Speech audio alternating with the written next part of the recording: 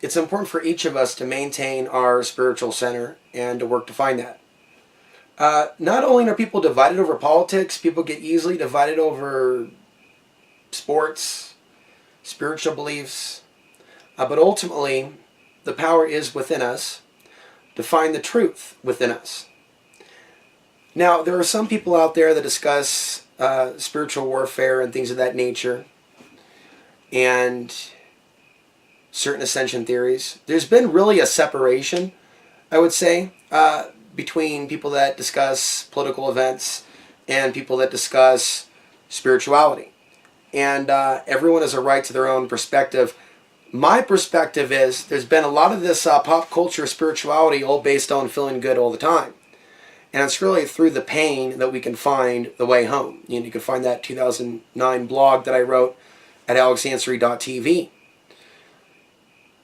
It's not unnatural for people to feel in pain when others are in pain, and to seek some sort of solution to that, and to not be compromised by any politician, but to also have the foresight to not get involved in the division. It's not uncommon for people to find themselves under some sort of attack when they really go on the spiritual journey, and there are waves. But ultimately, the waves that the Matrix brings us, it's really there to help us grow. And we may not be able to see it when it's happening. When I look at the United States now and the world, I see a lot of opportunities for people to grow in the future when they realize what they're creating and how they can put their intelligence to better use creating something else. We can put our communication skills to better use, communicating more important ideas between each other. And right now, that's not what's taking place. Now, we're in a society that tells us that if we're loners or we're isolated, that something's wrong with us, or if things happen to us, people insult us, attack us, that it's our karma.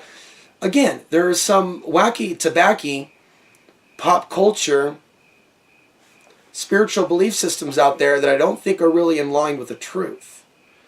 I think that there's a reason why we're being challenged when we're going our own way and we're seeking our own truth, and we're not just swimming with the narratives. And so for someone to hold their spiritual center, for those of us that are on this path, acceptance is fairly important. Understanding that we're not alone. There's many souls that have been here on the earth that have walked in our shoes, so to speak. Or maybe we walked in their shoes at one point in a lifetime. But it's not an uncommon experience for an independent thinker to be ostracized from the tribe. This is some sort of a wiring within human society. And this includes the world's religions. It includes Islam. It includes elements of Christianity. But I don't believe it should be whole-scale demonized, nor the other religions. And then there's, of course, Judaism, and there are others. And I notice that it seems to be human biology. There's an aspect of the human brain that seems to fall into line with mass consciousness that floats to these replacement spiritual concepts. If you just pledge your allegiance, X, Y, and Z, and partake in particular rituals, you're good. And that belief system has been with us for some time.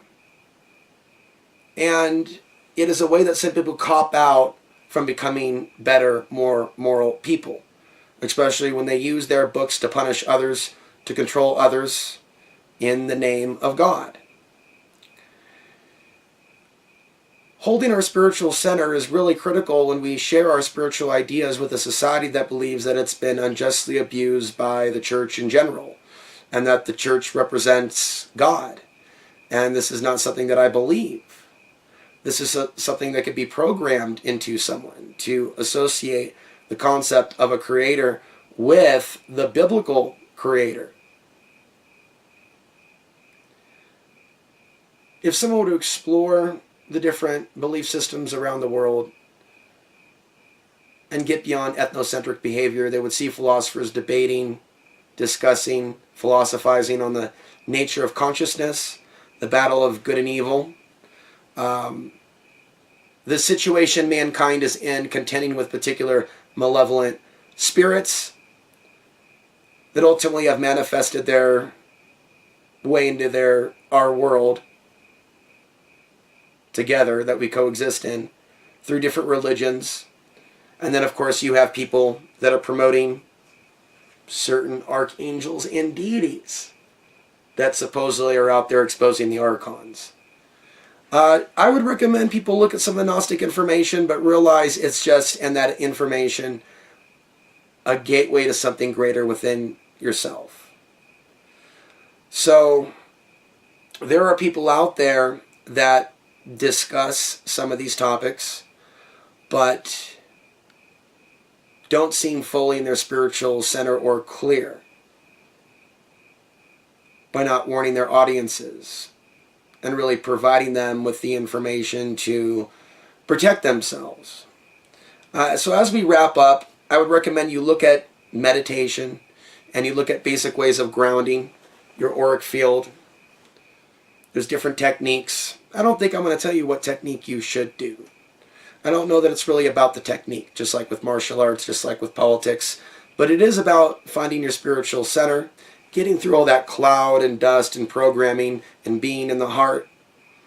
Okay, and manifesting and feeling that strong field around yourself, protecting your consciousness, literally spiritually deflecting negativity as one might actually deflect a blow. But I think these things are more important now with these things taking place, internet addiction, the stresses some of us are feeling. This spiritual journey is calling us. And it seems that that's why some of these events are shaking and moving in our world. There's something within us that needs to wake and rise spiritually, not physically with the fist, but spiritually, to the occasion.